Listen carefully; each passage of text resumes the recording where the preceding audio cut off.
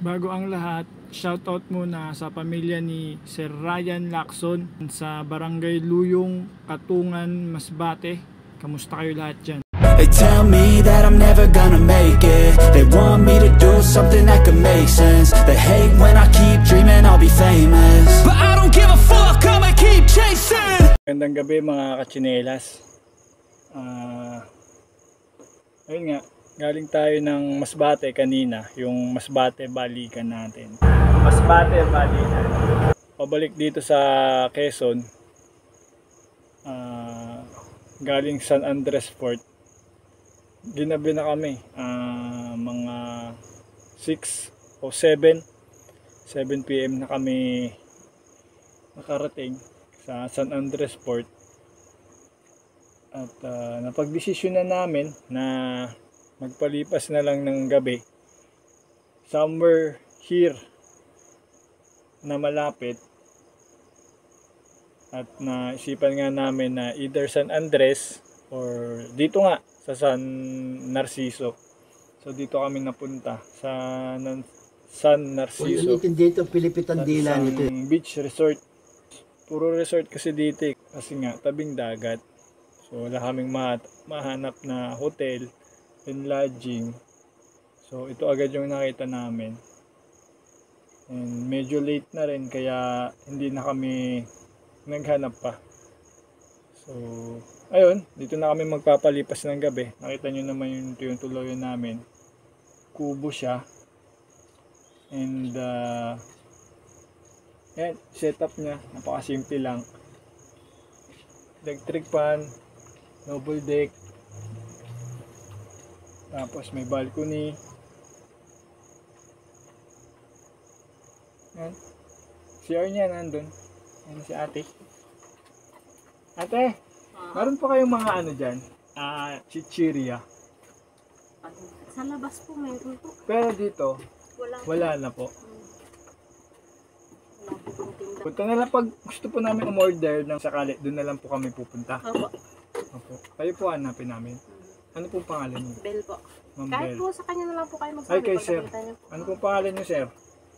Baka mamaya tulog na kayo eh. At siya po ang pirming gising ay. Salamat po. Salamat po.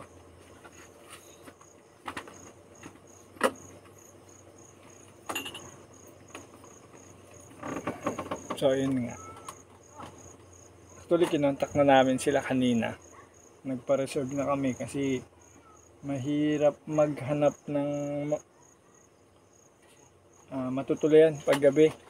So sinigurado na namin na dito Pilipitan Dila nito. bakante para diretso na kami agad dito. Wala na kung saan punta. Kasi nga yun yung inaano namin na kadalasang iniingatan namin yung kung saan pa pumunta, lalo na hindi kami familiar doon sa place. So yung beach niya is nandyan sa baba, medyo madilim na, so bukas ko na lang ipapakita sa inyo. Maganda siya, hindi siya ganun kadagsain ng tao. Maliban dun sa pagpapareserve ng kwarto dito sa resort, may nabuti rin naming maghanap na rin ng makakain dahil nga gabi na. Buti na lang at may nadaanan kami at swerte at nakabili kami ng mura at fresh na pusit na dito na lang namin pinaluto sa resort. Dahil sa maghapong biyahe, pagod na tayo guys.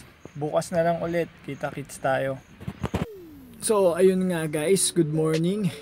Time check, it's already 7 AM at nandito tayo sa labas ng ating kubo. So katulad nung pinangako ko kagabi, ipapakita ko sa inyo kung gaano kaganda tong lugar na to. So yung pinagpupwestuhan ng kubo natin, medyo elevated siya. So dito kailangan nating bumaba ng hagdan. So siguro mga 10 steps yung hagdan, hindi ko na siya na-videoan.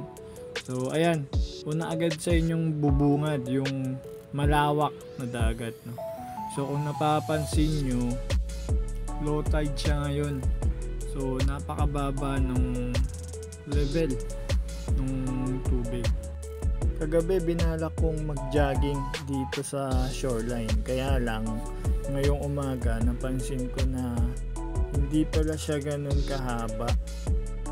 So minabuti ko na lang maglakad-lakad at i-explore itong buong shoreline, pati na rin yung mga mabababaw na part ng dagat at tumingin ng kung ano-anong interesting na pwede nating makita. So tara, samahan niyo ako. Sure ko lang, kagabi pala ay nakita namin itong sea creature na to.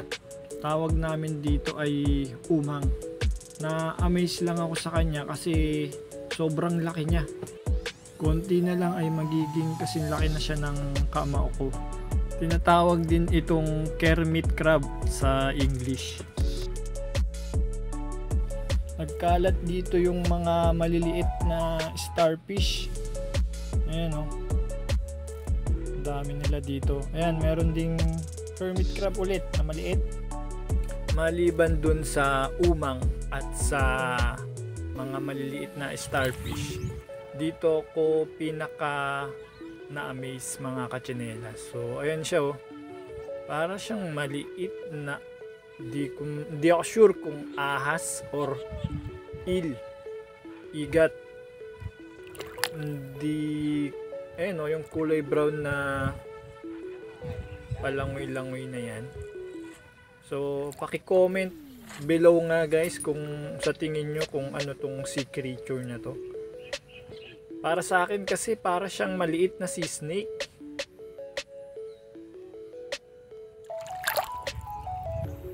Para siya talagang sea snake sa tingin ko.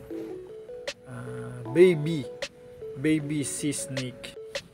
So ayun nga, after natin mabilib dun sa nakita nating hindi tayo sigurado kung sea snake yun or igat or eel, pinagpatuloy natin yung ating paglalakad dito sa bandang dulo nitong resort. At kung mapapansin nyo, ito, meron pala siya ditong malawak na mangrove. So sobrang low tide dito sa parting ito ay makikita nyo yung mga bangka na talagang sayad na sa seafloor.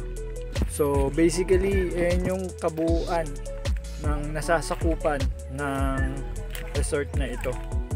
So sa bandang taas meron din pala ditong lumang lighthouse. Pero nung pinuntahan ko to, hindi tayo gaanong nakalapit dahil nababakuran na siya. Hindi lang tayo sigurado kung talagang off limit siya para sa mga bisita. Ang nakakalungkot lang dito mga katsinelas, dahil sa unti-unting pagkakakilala ng lugar at sa pagdami ng mga pumupunta dito, kasabay rin nito yung mga pagdami ng mga basura na pwede naman sana nating iwasan, pero sa hindi ko malamang kadahilanan ay nagkalat pa rin dito yung mga iba't ibang klase ng plastic na basura. Habang tumataas yung level ng tubig niya mga katsinelas, ay lalo siyang gumaganda.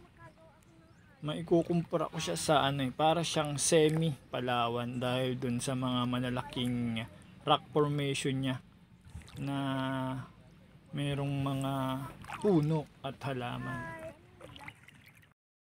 Kung umabot ka sa parte ng video na ito, maraming salamat sa panonood guys. Pa-support naman by liking and sharing ng ating video at pa-subscribe na rin sa ating YouTube channel para patuloy tayo sa paggawa ng mga ganitong klaseng video. Again, maraming salamat mula dito sa San Narciso, Quezon. Peace out.